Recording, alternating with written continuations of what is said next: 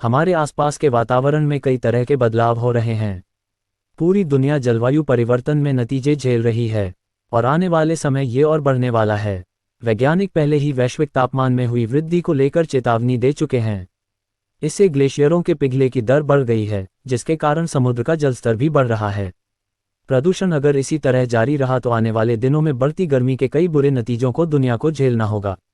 पृथ्वी के तापमान में वृद्धि, गर्मी के असर से तनाव और प्रीटर्म बर्थ बढ़ेंगे व हमारे सोचने की क्षमता घट जाएगी।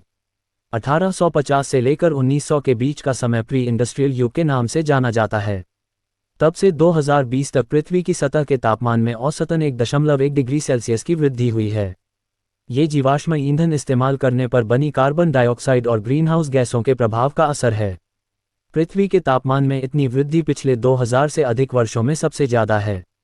बढ़ती गर्मी बढ़ाएगी मुश्किलें। एक रिपोर्ट के मुताबिक बढ़ती गर्मी से तनाव बढ़ेगा, जिससे हार्ट से जुड़ी समस्याओं और स्ट्रोक भी इजाफा होगा। प्रीटर्म जन्म और शिशु मृत्यु दर में वृद्धि भी इसका एक परिणाम होगा। इससे हमारे सोचने की क्षमता भी प्रभावित होगी। भीषण बारिश की घटनाएं भी बढ़ेंगी, जिससे हर साल 2.5 लाख मौतें बढ़ जाएंगी और करीब 1.5 करोड़ लोग प्रभावित होंगे। बदल जाएगा वर्षा का पैटर्न। बढ़ी हुई गर्मी के कारण वाष्पीकरण की क्रिया बढ़ जाएगी, जिसके कारण बारिश भी ज़्यादा होगी।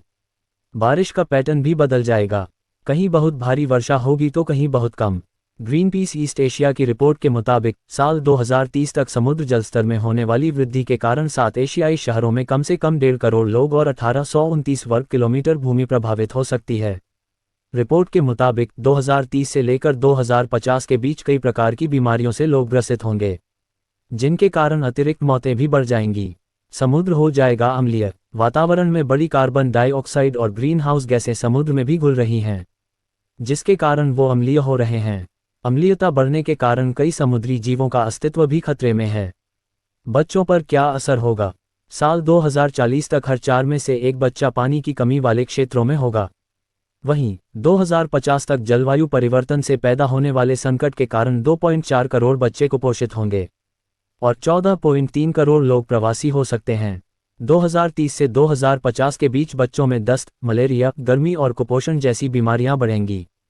इतने बदलाव से 3.8 करोड़ बच्चों की शिक्षा पर भी बुरा असर पड़ेगा।